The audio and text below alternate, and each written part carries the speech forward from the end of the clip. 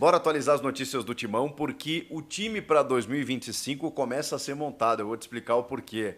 O Augusto Melo falou sobre o Pogba. E o lateral Wendel entrou na pauta do Timão, mas já saiu. Chega mais, eu sou o Chico Garcia, inscreva-se no canal e vamos juntos. Essa de Fabinho Soldado, para 2025 ela está sendo cumprida. Trata-se de manutenção do elenco. A gente já tinha trazido aqui da informação da extensão do contrato do André Carrilho, peruano, e agora o Timão oficialmente confirmou em todos os seus portais a assinatura de contrato, né, e a confirmação do André Carrilho até 2026. Ele concedeu, inclusive, uma entrevista para a Corinthians TV e um bate-papo muito legal, onde a gente pôde ver ele se declarando ao Corinthians, né, sobre a força da torcida, algo que é muito corriqueiro, a gente vê em todos os jogadores, né, e não é fazer média, não é... Você percebe que não é uma situação forçada, você vê que é muito diferente mesmo, né? Todos os jogadores que passam pelo Corinthians, que chegam no Corinthians, revelam isso, porque a Fiel tem uma força poderosa e sabe usar isso a seu favor. Seja para fazer cobranças, seja para estimular o elenco, seja para conquistar jogadores que recém chegaram e que talvez não viveram aquilo que vivem quando chegam num clube como o Corinthians. O André Ramalho citou isso recentemente, o Rodrigo Garro, o Memphis Depay.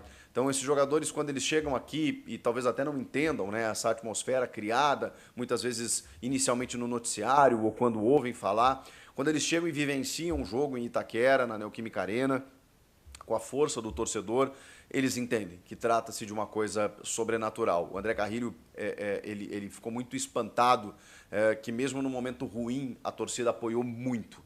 E que, bom, quando o time termina com 9 vitórias consecutivas, bom, aí a fase melhora demais. Que ele se adaptou muito rápido, que ele foi muito bem recebido, e a gente tem percebido isso, né? Esse encaixe, essa liga no elenco, né? Jogadores que se fecharam de uma forma muito positiva, né? E o Carrilho, cara, ele chega e aí tem uma interferência direta no time que é assustadora. Um jogador que era para ser atacante, chega no meio-campo. Ele dá só 2 assistências, os números até, se você olhar os números, você não contrata ele, né? Pô, ele não deu nenhum gol e deu 2 assistências jogando, né, essa reta final, esse segundo semestre aí, não sei, será que vale a pena renovar?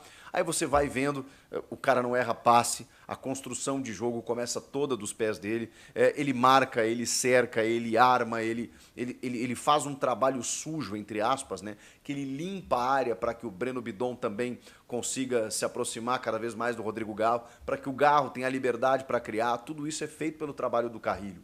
O Carrilho proporciona isso ao Rodrigo Garro, essa liberdade que ele tem para pegar a bola já num ponto nevrálgico do ataque e já servir os atacantes. Quando muitas vezes não é o André Carrilho que começa uma jogada pelo lado direito, numa combinação com o Mateuzinho, né, com o lateral, ou mesmo circulando uma bola dentro da área, mas como ele ocupa uma faixa central que é um pouco mais recuada, ele não tem tanta interferência em gols e assistências. Mas se você perceber, antes da assistência para o gol, normalmente ela passou pelos pés do André Carrilho. E é por isso que ele teve seu contrato renovado, está feliz da vida, a Fiel também, o Corinthians também. Por que eu falo que o time de 2025 já começou? Eu poderia dizer que esse é o primeiro ato para 2025, mas eu não posso ser injusto com a compra, a aquisição de Hugo Souza, que esse foi o primeiro ato. Quando a gente falava, né, a primeira contratação de 2025 precisa ser o Hugo Souza, que tinha contrato de empréstimo só até o final do ano. O Corinthians precisava comprar o Hugo e não estava tão fácil assim. O Flamengo fez o jogo duro, aquela coisa toda, não aceitou parcelamento, não aceitou garantias, até que o Corinthians conseguiu, com a parceira, com a patrocinadora Master, finalmente adquirir de forma definitiva. E aí fixou o contrato com o Hugo Souza, que agora é jogador do Corinthians. Pois bem, esse foi o primeiro reforço. O segundo, André Carrilho, que obviamente teria contrato até a metade do ano, mas não adianta muita coisa, né? Um fim de Paulista, um começo de Brasileiro, o Brasileiro ano que vem vai até dezembro, 21 de dezembro, então assim, será um campeonato de 10 meses, fora as outras competições, uma temporada muito atribulada e o Corinthians poderia perder o Carrilho na metade do ano. Então é mais um reforço dentro da manutenção de elenco. Quando a gente fala de um elenco que termina encaixado, ganhando 9 seguidas no Brasileiro, que a cada jogo que disputava a gente se perguntava de quanto ia ser o jogo,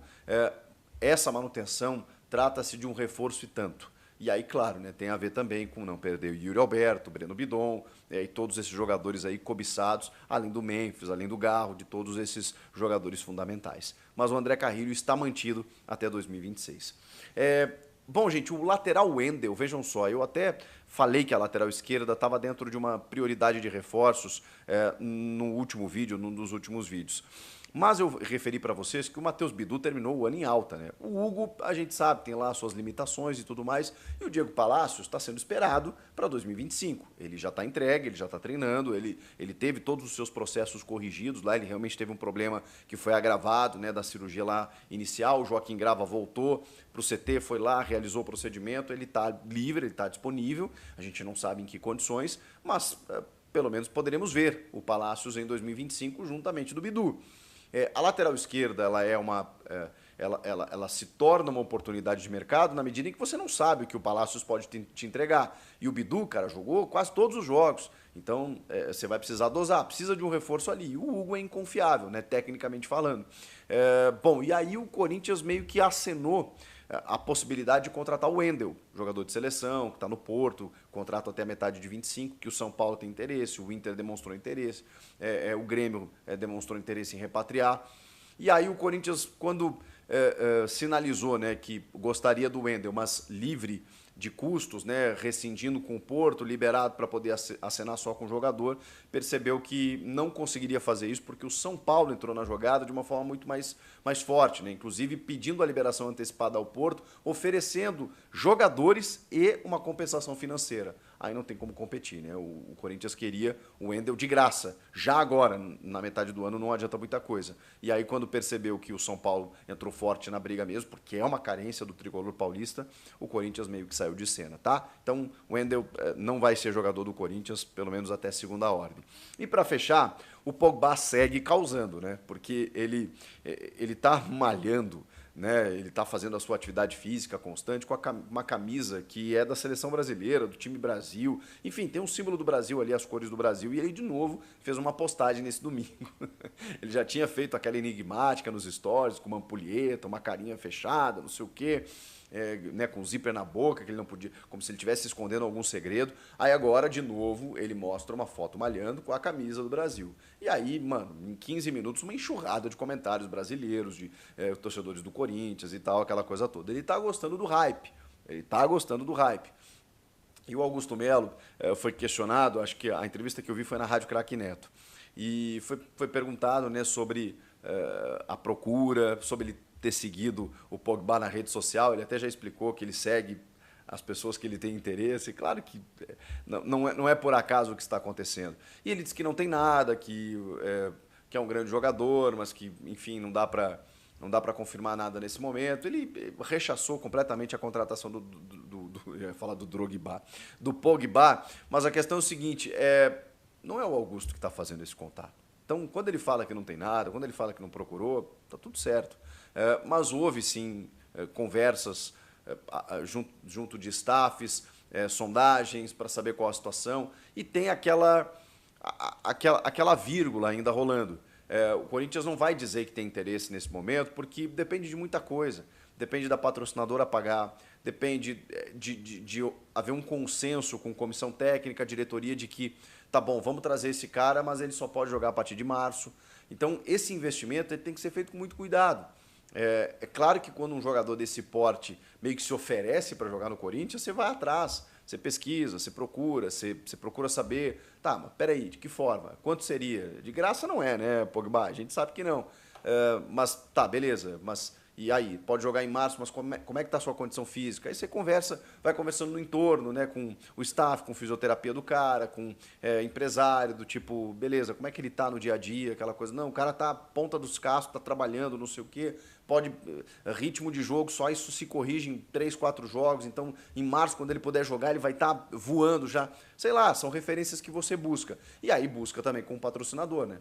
Porque o patrocinador quer um jogador desse porte, desse nível. Vai ter um atacante, um cara mais badalado nesse sentido? Se não tiver, vai ser o Pogba, porque o Pogba chega e é titular do Corinthians.